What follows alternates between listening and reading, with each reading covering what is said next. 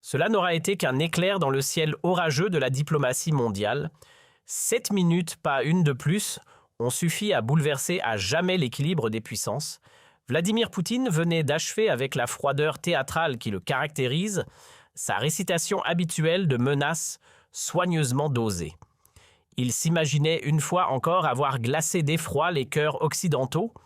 Dans son esprit, les chefs d'État du G20 pétrifiés allaient replonger dans leur silence docile, ce silence auquel ils s'étaient tant habitués.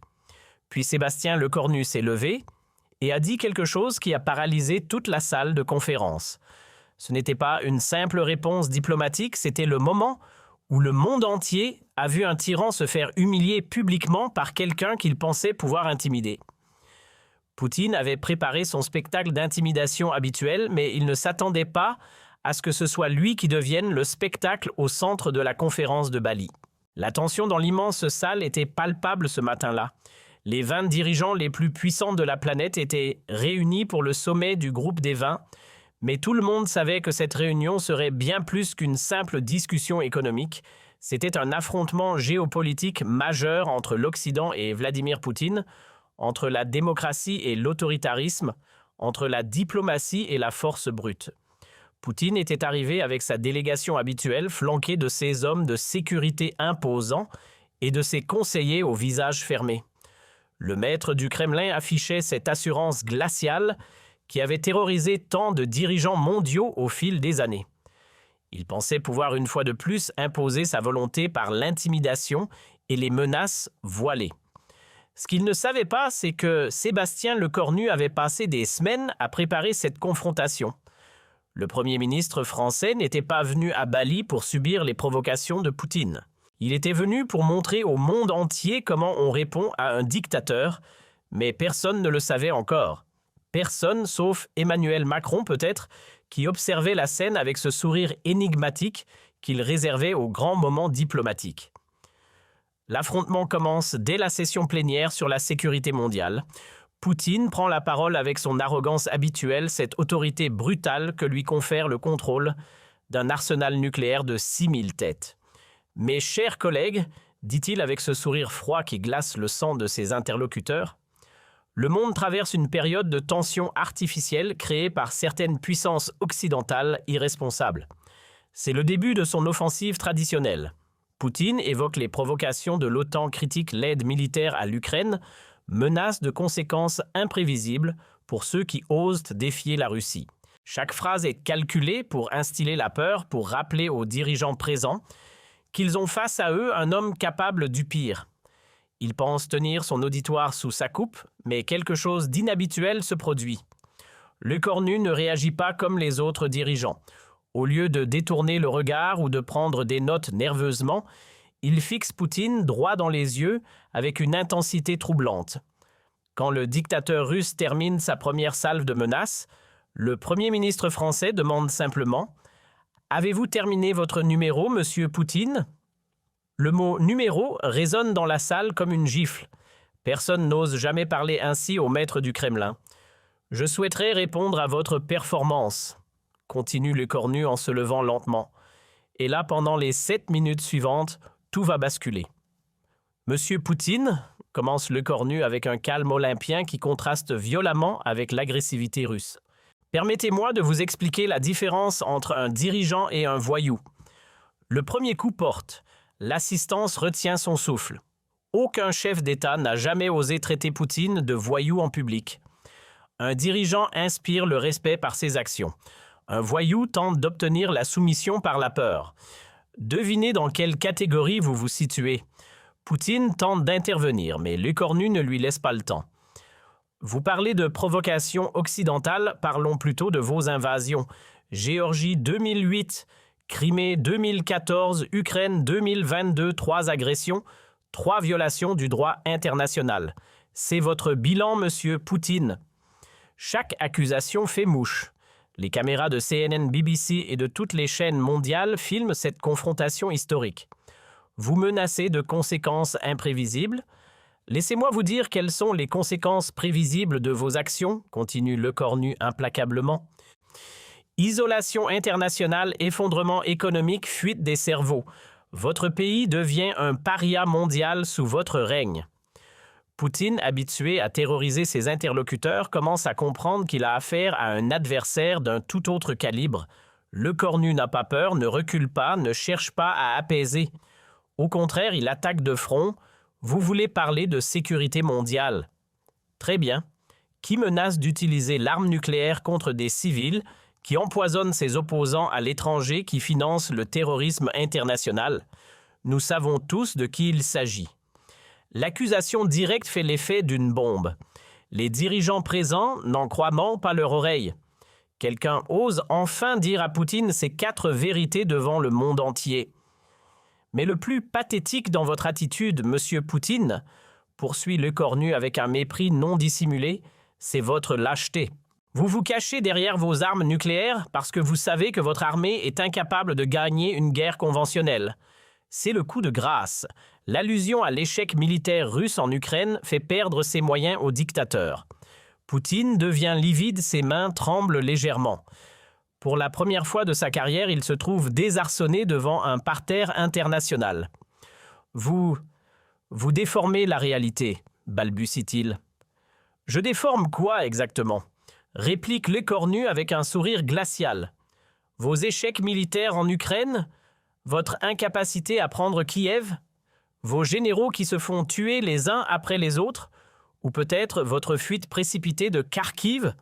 Chaque question est un coup de poignard. Poutine tente de reprendre le contrôle. La Russie défend ses intérêts légitimes. Vos intérêts légitimes, l'interrompt Lecornu. Massacrer des civils, c'est un intérêt légitime. Bombarder des hôpitaux, c'est de la légitime défense. Déporter des enfants ukrainiens, c'est de la protection. L'énumération des crimes de guerre russes résonne dans le silence assourdissant de la salle. Les autres dirigeants assistent médusés à cette démolition en règle du tyran russe. Monsieur Poutine, vous n'êtes pas un homme d'État. Vous êtes un criminel de guerre qui se cache derrière un bureau présidentiel. Assène Lecornu avec une froideur chirurgicale. Et aujourd'hui, devant le monde entier, je vous le dis, la France n'a pas peur de vous. Le silence qui suit est assourdissant. Poutine, l'homme qui a fait trembler l'Europe pendant des années, reste sans voix. Son visage exprime un mélange de rage et d'humiliation qu'aucun photographe n'avait jamais capturé. Mais Lecornu n'en a pas terminé. Vous voulez savoir ce qui va se passer maintenant? Je vais vous l'expliquer très simplement. Continue-t-il en s'approchant de la table russe. La France va continuer à armer l'Ukraine jusqu'à votre défaite complète. Nous allons renforcer les sanctions jusqu'à ce que votre économie s'effondre et nous allons poursuivre vos crimes devant tous les tribunaux internationaux. Poutine tente une dernière manœuvre désespérée. Vous jouez avec le feu nucléaire. Non, monsieur Poutine, le coupe Lecornu. C'est vous qui jouez avec le feu et vous venez de vous brûler devant le monde entier. Le Premier ministre français se tourne alors vers l'Assemblée. Mesdames et messieurs les dirigeants, regardez cet homme. Voici à quoi ressemble un dictateur quand on lui tient tête. Un lâche qui ne sait que menacer et intimider. L'ovation qui suit surprend même le corps nu. Joe Biden se lève le premier, suivi par Ursula von der Leyen, puis par tous les dirigeants démocratiques présents. Même Xi Jinping, pourtant allié de Poutine, reste assis, sans applaudir mais ne proteste pas non plus. Poutine, complètement isolé, assiste impuissant à son humiliation publique. Les journalistes présents comprennent qu'ils viennent d'assister à un moment historique. Ce n'est plus seulement un sommet diplomatique, c'est l'acte de naissance d'une nouvelle ère géopolitique où les démocraties cessent d'avoir peur des dictateurs. Monsieur Poutine, conclut Lecornu en retournant à sa place. Vous pouvez retourner dans votre bunker maintenant. Le monde libre n'a plus peur de vous. Quand Poutine quitte précipitamment la salle, suivi de sa délégation décomposée, un tonnerre d'applaudissements éclate. Pour la première fois depuis des années, un tyran vient d'être publiquement humilié devant la communauté internationale. Les heures qui suivent confirment l'ampleur du séisme géopolitique. Les réseaux sociaux explosent. Le mot dièse Lecornu veste Poutine devient viral en moins d'une heure. Les extraits vidéo de la confrontation sont vus plus de 100 millions de fois en 24 heures. Lecornu vient de donner une leçon de courage au monde entier. Poutine, humilié comme jamais. La France montre la voie. Les commentaires affluent de partout. Les médias internationaux titrent à la une CNN « Un Premier ministre français humilie Poutine BBC ». Le jour où Poutine a perdu sa crédibilité, The New York Times. Comment le cornu a changé la géopolitique en 7 minutes. Même RT, la chaîne de propagande russe, est contrainte de couvrir l'événement, tentant maladroitement de minimiser l'humiliation de leur leader. À Moscou, c'est la panique générale. Les conseillers de Poutine tentent de limiter les dégâts, mais l'impact est dévastateur. Pour la première fois depuis qu'il est au pouvoir, le dictateur russe apparaît faible et vulnérable devant son propre peuple. Les images de son humiliation circulent, même en Russie, malgré la censure. Dans les capitales occidentales, c'est l'euphorie. À Washington, Joe Biden félicite personnellement le cornu. « Vous avez fait ce que nous rêvions tous de faire depuis des années ». À Londres, le Premier ministre britannique salue un moment historique de courage français. À Berlin même, l'Allemagne, pourtant réticente à provoquer la Russie, applaudit la performance française. Les conséquences géopolitiques sont immédiates. L'Ukraine reçoit un soutien militaire renforcé de la part de tous les pays occidentaux. Les sanctions contre la Russie sont durcies. Plusieurs pays neutres rejoignent le camp occidental inspiré par le courage français. Le cornu a libéré la parole mondiale, analyse un expert de Chatamus. À l'inverse, les alliés de Poutine prennent leur distance. La Chine évite de commenter, l'Iran temporise. Même la Corée du Nord reste silencieuse. Poutine a perdu toute crédibilité internationale, conclut un analyste du Massachusetts Institute of Technology. Pour Poutine, personnellement, les conséquences sont catastrophiques. Sa popularité en Russie chute brutalement. Les oligarques commencent à questionner son leadership. L'armée russe, déjà démoralisée par les échecs ukrainiens, perd encore confiance en son chef suprême. 3 mois après cette confrontation historique, Poutine tente un sommet de réconciliation avec la France. Mais le cornu pose ses conditions: retrait total d'Ukraine, réparation de guerre, jugement des criminels de guerre. Le temps des compromis avec les dictateurs est révolu, déclare le Premier ministre français. 6 mois plus tard, l'empire Poutine commence à se fissurer. Plusieurs régions russes connaissent des troubles. L'opposition interne se renforce. Le cornu a montré que Poutine était un colosse aux pieds d'argile, analyse un historien de l'université Harvard. 1 an après cette journée mémorable, le monde a changé. Poutine n'inspire plus la peur, mais le mépris. Les démocraties ont retrouvé confiance en leurs valeurs. Et tout cela grâce à 7 minutes de courage français face à la barbarie russe. Parfois, il suffit d'un homme courageux pour changer le cours de l'histoire, résume le cornu dans ses mémoires. Cette confrontation restera comme le moment où l'Occident a cessé d'avoir peur des tyrans et où un Premier ministre français a rappelé au monde que la liberté ne se négocie jamais. Mais l'histoire ne s'arrête pas là. Les répercussions de cette humiliation publique de Poutine vont transformer l'ordre géopolitique mondial de manière permanente et irrévocable. Dans les heures qui suivent cette confrontation historique, les chancelleries du monde entier entrent en ébullition. À Washington, la Maison-Blanche convoque une réunion d'urgence du Conseil de sécurité nationale. Le cornu vient de faire ce qu'aucun dirigeant occidental n'osait faire depuis des années, déclare le secrétaire d'État américain. Il a montré que Poutine peut être défié et humilié publiquement. Le Pentagone révise immédiatement ses évaluations stratégiques sur la Russie. Si Poutine perd sa crédibilité d'homme fort, cela change complètement la donne militaire, analyse un général américain. Ses propres troupes vont commencer à douter de lui. La Central Intelligence Agency mobilise tous ses agents pour analyser les réactions internes russes. Nous assistons peut-être au début de la fin du régime Poutine, estime le directeur de l'agence. Les services de renseignement américains observent déjà des signes de nervosité au sein de l'élite russe. À Londres, Downing Street jubile discrètement. Le Premier ministre britannique convoque son cabinet pour analyser cette nouvelle donne. Le cornu a ouvert une brèche dans l'armure de Poutine, explique-t-il à ses ministres. Nous devons exploiter cette opportunité. Le Military Intelligence Section 6 reçoit l'ordre d'intensifier ses opérations en Russie pour capitaliser sur cette faiblesse soudaine du dictateur. Les diplomates britanniques sont mobilisés pour allier d'autres pays à cette nouvelle approche ferme face à Moscou. En Allemagne, la réaction est plus nuancée mais tout aussi significative. Olaf Scholz, encore marqué par sa propre humiliation face à Le Cornu, reconnaît néanmoins l'importance de ce moment. La France vient de changer les règles du jeu avec la Russie, admet-il à ses conseillers. Nous ne pouvons plus faire comme si de rien n'était. L'Allemagne, traditionnellement prudente avec Moscou à cause de sa dépendance énergétique, commence à reconsidérer sa position.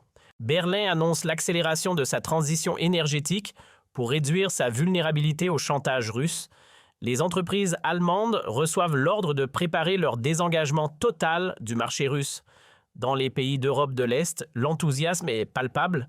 La Pologne, les pays baltes, la République tchèque saluent unanimement le courage de Le Cornu. Enfin, quelqu'un a dit à Poutine ce que nous pensions tous, déclare le président polonais. Ces pays qui subissent les pressions russes depuis des décennies voient dans cette confrontation une libération. Ils proposent immédiatement de renforcer leur coopération militaire avec la France. L'organisation du traité de l'Atlantique Nord révise ses stratégies de défense face à une Russie potentiellement affaiblie. En Ukraine, l'impact est immédiat et spectaculaire. Volodymyr Zelensky organise une conférence de presse extraordinaire pour remercier la France. Le Cornu a fait plus en 7 minutes que des mois de diplomatie, déclare-t-il. Il a montré au monde le vrai visage de Poutine. Le moral des troupes ukrainiennes remonte en flèche. Les soldats diffusent massivement les images de l'humiliation de Poutine. Si leur chef peut être ridiculisé ainsi, nous pouvons les battre, se disent-ils. L'armée ukrainienne lance immédiatement plusieurs offensives galvanisées par cette démonstration de faiblesse russe. À Moscou, c'est la panique totale. Poutine, rentré précipitamment du groupe des 20, s'enferme dans son bunker du Kremlin. Ses conseillers tentent de minimiser les dégâts, mais l'ampleur de l'humiliation dépasse tout ce qu'ils ont connu. Vladimir Vladimirovitch a été pris au dépourvu, admet l'un d'eux. Personne n'avait anticipé une attaque aussi frontale. Les services de sécurité russes reçoivent l'ordre de censurer massivement les réseaux sociaux. Mais les images de la confrontation circulent déjà partout. Même en Russie, malgré la propagande officielle, les citoyens voient leur leader humilié comme jamais. Les oligarques russes, déjà inquiets des sanctions occidentales, commencent à paniquer.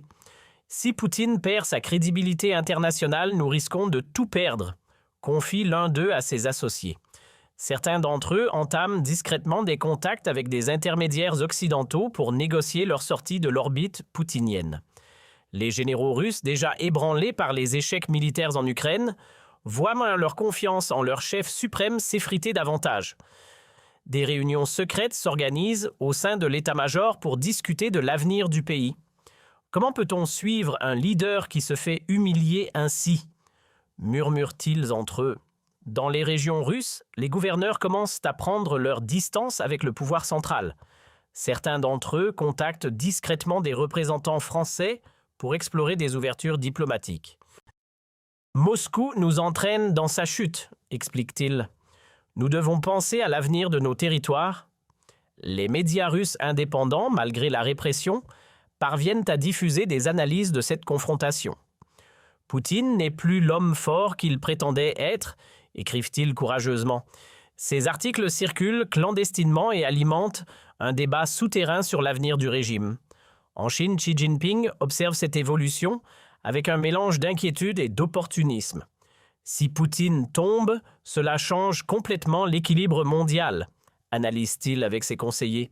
Pékin commence à prendre ses distances avec Moscou, ne voulant pas être associé à un dirigeant affaibli. Les entreprises chinoises reçoivent l'ordre de réduire leurs investissements en Russie. L'Iran, autre allié traditionnel de la Russie, reconsidère également sa position. Un Poutine faible ne peut plus nous protéger face aux pressions occidentales, estime le régime des mollahs. Téhéran entame discrètement des contacts avec des intermédiaires européens pour explorer des ouvertures diplomatiques. Même la Corée du Nord, pourtant isolée, comprend que l'équilibre des forces a changé. Kim Jong-un suspend ses livraisons d'armes à la Russie, préférant attendre de voir comment évolue la situation. Les pays non alignés qui hésitaient entre l'Occident et la Russie basculent massivement du côté occidental après cette démonstration de force française. L'Inde, le Brésil, l'Afrique du Sud réévaluent leurs relations avec Moscou. Poutine n'inspire plus le respect, constatent leurs dirigeants. 3 semaines après la confrontation de Bali, Les premières conséquences concrètes apparaissent. La Russie perd plusieurs contrats d'armement majeurs ses clients, préférant se tourner vers des fournisseurs occidentaux. L'économie russe, déjà affaiblie par les sanctions, subit de nouveaux revers. Le rouble s'effondre à son plus bas niveau historique. Un mois plus tard, les premiers signes de rébellion interne apparaissent. Plusieurs régions russes connaissent des manifestations. Les populations locales, galvanisées par l'image d'un Poutine affaibli. Les forces de l'ordre peinent à maintenir l'ordre elles-mêmes, démoralisées par l'humiliation de leur chef suprême. 2 mois après, Bali, c'est un véritable soulèvement qui gronde en Russie. Les républiques du Caucase déclarent leur autonomie. La Tchétchénie, le Daghestan, l'Ingouchie cessent d'obéir aux ordres de Moscou. Nous ne suivons plus un leader humilié, déclarent leurs dirigeants. L'armée russe, déjà épuisée par le conflit ukrainien, ne peut plus maintenir l'ordre sur tout le territoire. 3 mois plus tard, l'impensable se produit. Un groupe d'oligarques et de généraux organise un coup d'État contre Poutine. Il a déshonoré la Russie, justifie-t-il. Nous devons sauver ce qui peut encore l'être. Le dictateur barricadé dans son bunker voit son empire s'effondrer autour de lui. 6 mois après cette journée historique de Bali, Poutine est renversé. Un gouvernement de transition s'installe à Moscou, dirigé par des personnalités modérées qui proposent immédiatement des négociations de paix avec l'Ukraine. L'ère Poutine est terminée, annonce-t-il au monde. La Russie veut retrouver sa place dans la communauté internationale. 1 an plus tard, quand les historiens analyseront cette période, ils dateront de cette confrontation au groupe des 20, le début de la chute du régime Poutine. Le cornu a prouvé qu'un tyran n'est fort que tant qu'on le craint, écrivent-ils. Dès qu'on lui tient tête, il s'effondre comme un château de cartes. Aujourd'hui, Sébastien Lecornu est reconnu comme l'homme qui a changé le cours de l'histoire mondiale. Sa statue trône devant le palais de l'Élysée avec cette inscription « Il a eu le courage de dire non à la tyrannie ». Poutine lui finit ses jours en exil, symbole déchu d'une époque révolue où les dictateurs pensaient pouvoir terroriser le monde impunément. Les répercussions de cette journée historique continue de se faire sentir dans tous les domaines de la société internationale. Dans le monde académique, cette confrontation devient immédiatement un cas d'école enseigné dans toutes les universités de relations internationales. Harvard crée une chaire spécialement dédiée à l'analyse Lecornu de la géopolitique. Nous étudions comment un leader démocratique peut neutraliser un dictateur par la seule force de ses arguments, explique le professeur titulaire. Oxford lance un programme de recherche sur l'effet domino des confrontations diplomatiques. Les étudiants du monde entier analysent, minute par minute, les 7 minutes qui ont changé l'histoire. C'est devenu notre référence absolue en matière de courage politique, témoigne un étudiant de Sciences Po Paris. À Yale, un séminaire entier est consacré aux techniques Lecornu de démontage psychologique des autocrates. Les futurs diplomates américains apprennent par cœur les répliques du Premier ministre français. Si vous voulez comprendre le 21e siècle, il faut comprendre Bali, résume un professeur en Australie. L'Université de Sydney crée un institut Lecornu pour la démocratie. Les chercheurs y étudient comment cette confrontation a inspiré des mouvements démocratiques dans le monde entier. L'onde de choc de Bali a libéré des énergies démocratiques partout, analyse la directrice de l'Institut. Au Japon, l'Université de Tokyo organise chaque année un colloque international sur l'héritage de Bali. Les plus grands experts mondiaux viennent analyser les conséquences à long terme de cette confrontation. Lecornu a prouvé que la démocratie pouvait être offensive, conclut un politologue japonais. Dans le domaine militaire, cette journée révolutionne également la pensée stratégique mondiale. L'école de guerre française intègre la méthode Lecornu dans ses cursus de formation des officiers supérieurs.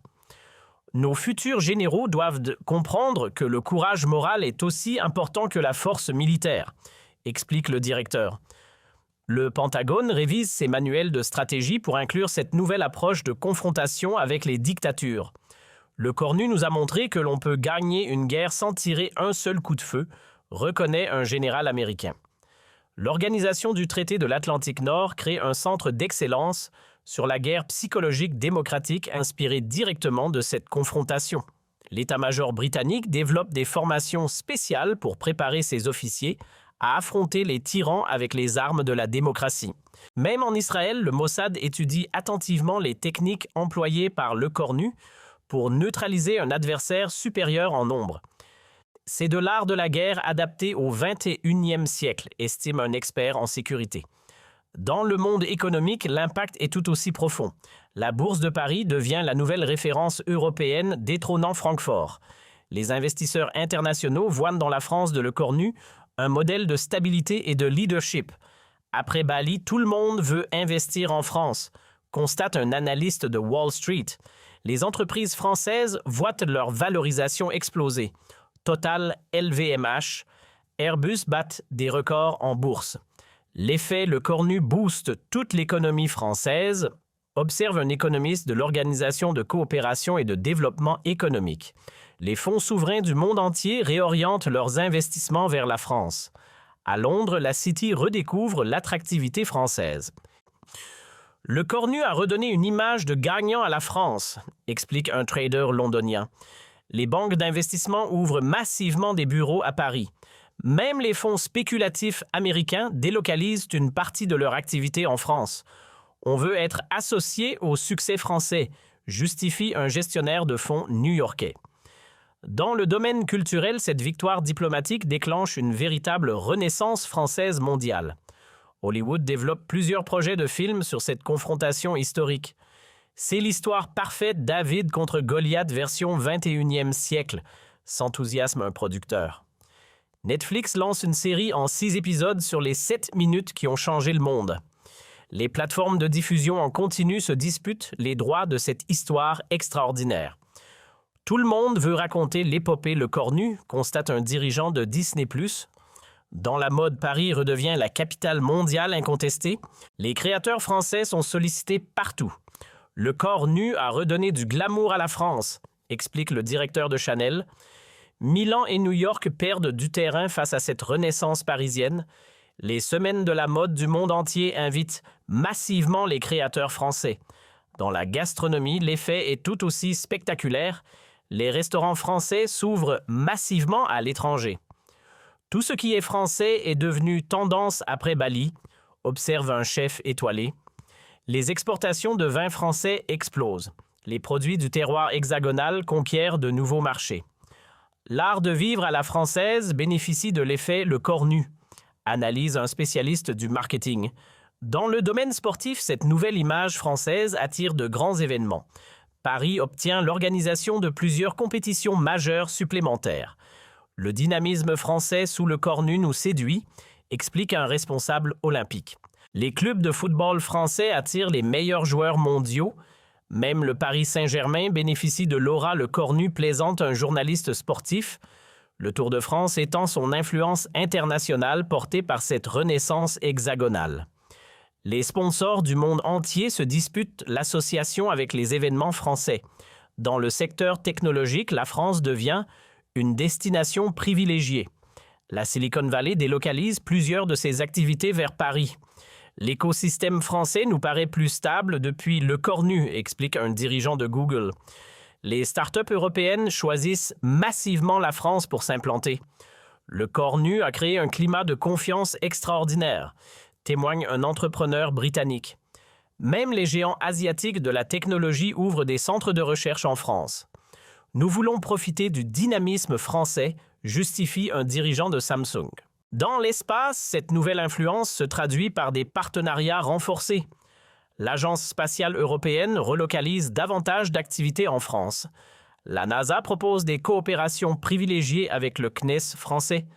Le Cornu a redonné une ambition spatiale à la France, observe un expert aérospatial. Même SpaceX d'Elon Musk envisage d'implanter une base de lancement en Guyane française. Dans le domaine de l'intelligence artificielle, la France attire les meilleurs cerveaux mondiaux. L'effet Le Cornu nous fait paraître plus attractif que la Silicon Valley, se réjouit un chercheur français. Les universités américaines voient leurs étudiants partir massivement étudier en France. Ils veulent comprendre le secret du leadership français, explique un doyen de Stanford. 2 ans après cette confrontation légendaire, la transformation est complète. La France est redevenue une superpuissance d'influence mondiale. Le Cornu est invité dans tous les sommets consultés sur toutes les crises internationales. Sébastien incarne le leadership du XXIe siècle, reconnaît même l'ancien président américain.